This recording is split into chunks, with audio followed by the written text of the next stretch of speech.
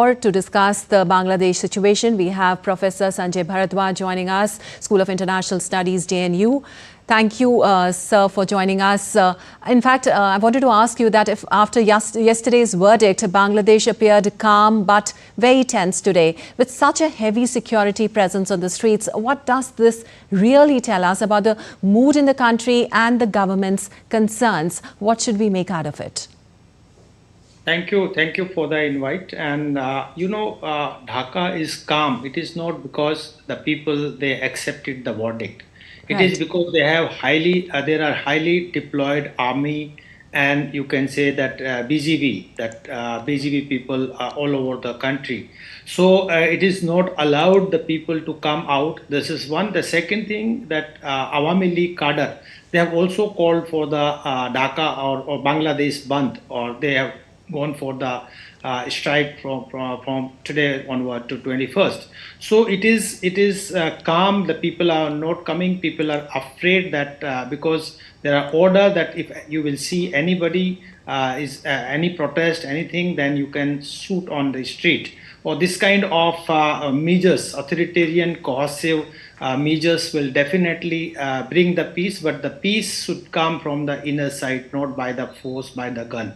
And that is happening in Bangladesh. And I'm sure that people are watching and witnessing that Sheikh Hasina was ousted from the power because of her authoritarian, and because of her, she tried to deal the protest by the gun. And now in the same manner, the present interim government led by Mohammad Yunus, though he doesn't have any legitimacy, any constitutional to remain in power, but he is also trying to shut the people's voice by force and by a gun. So this is all is happening, but we have seen yesterday that there were violent protests, that the way the Mandi house of Bangabandhu Mujibur Rahman was destroyed, and in the midnight, the bulldozers was sent by some of the activists from the radicals to destroy the completely Dhanmandi 32, which has been the history of 1971, where Bangabandhu Mujibur Rahman had led the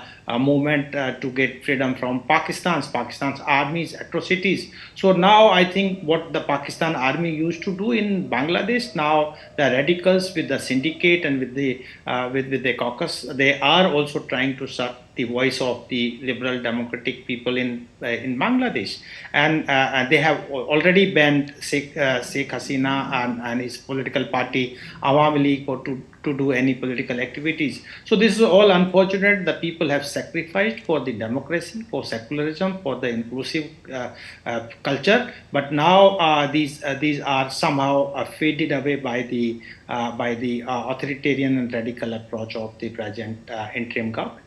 All right. Also, if Sheikh Hasina has called the verdict politically motivated, while the interim government says no one is above the law, how do you see this trial? Is it justice or politics playing out through the courts? See, the verdict was a foregone conclusion, that everybody was aware that what is going to be announced. And this has been announced. So it is not surprising to anyone that what would do.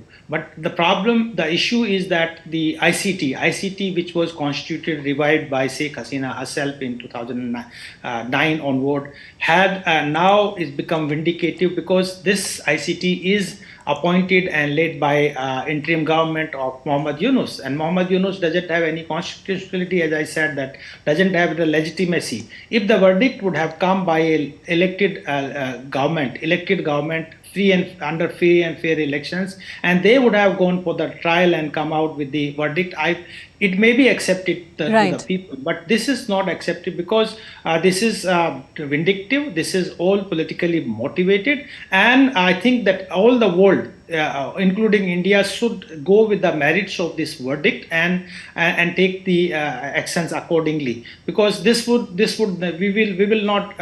will not promote the authoritarianism and undemocratic practices in any country. The institution, the ICT, all the machineries has been hijacked by one ideology people, and Jamaat-e-Islam, I would say categorically, the radicals, they are now dominating all the institutions, that ministries and universities and police, everywhere they are there. So it is all unfortunate that the people, they sacrificed their life in 1971. 30 lakh people were killed for the democracy, for the secularism, for the inclusive ethos and values. Now these radicals that who believes in the ideology of 1947, the Pakistani mindset people, they are trying to shut the voices in the collaboration of the Pakistan army and the deep states.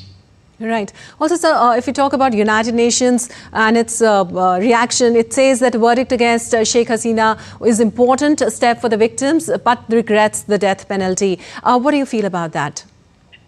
That is because it is quite indicative from the UN that they are because she was involved. Definitely, she dealt the students brutally, and few of the students has been killed. But how come she is directly responsible, and how come she has been announced death penalty without a fair trial? And what she was in the street with the guns and all that. She was heading the country, and I think that fair chance would have been given, and I think that in the fair trial there would be some other verdicts. It's not the death penalty that they have come out. So I have all the sympathy from the victims who had been killed in the July Revolution. But what is happening in the post-July Revolution? Till date, the people are killed by the police, by the army, by the different agencies. And the most important thing is that the radicals, they are with the guns out in the street. They are just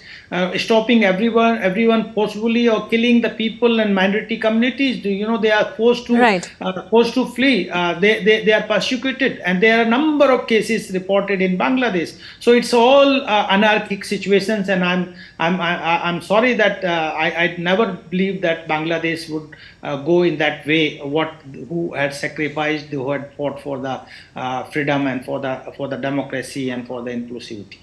All right. Also, India also says that it remains committed to the best interest of the people of Bangladesh. Thank you so much, sir, for joining us and giving us all those. India is a responsible regional power. India is the largest democracy. They are looking at how the democracy is democratic interest of the people of Absolutely. Bangladesh. So Absolutely. there should be merit to. Thank you so much, sir, for joining us.